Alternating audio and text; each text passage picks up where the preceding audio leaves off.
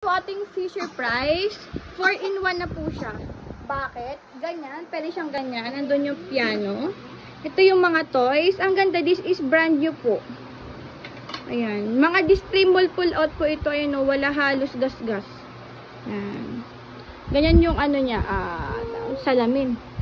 Ito yung isa, excuse me nak. Please wait. Ayan. Ayan yung tela, walang stain, walang dot, pero labhan nyo pa rin. May manual siya, ayan. Tapos itong lock, ayan, nakita nyo to. Tapos ito may 8 ditong pirasong lock. Dito yun nilalagay, I think, doon. Doon. Ayan. Lagay nyo na lang, ha? Tapos working ang sounds, walang issue, hindi kasama ang battery. Ayan. Music naman. Ito na. Ay, pinatay ko ba? Ha? Ayan, working po, walang issue. Ayan. Ayan. Bakit siya 4-way? Ganito po siya. Ayan. Pakita ko sa inyo yung box. Ayan. 4 ways, kasi pwede siyang ganyan.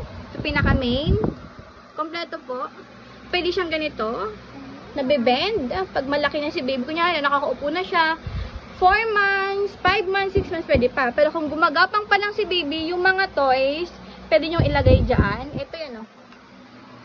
Ito, di ba may slot dito? Ito, pwede nyo ilagay dito. Yan. Tapos, pwede nyo rin bit-bitan pag malaki na si baby. Kunya, toddler, gusto niya magpiano sa labas, or magta-travel kayo.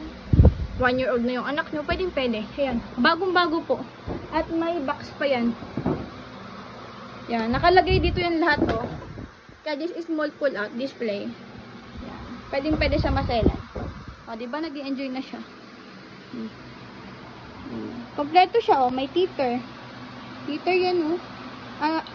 Ano na lang, tawag doon, sanitize nyo lang, saka sterilize. Ang ganda. Yan ako, baka mawala. Yan. Kompleto rin yung lock, 4. Tapos, 8 to. So, walang kulang.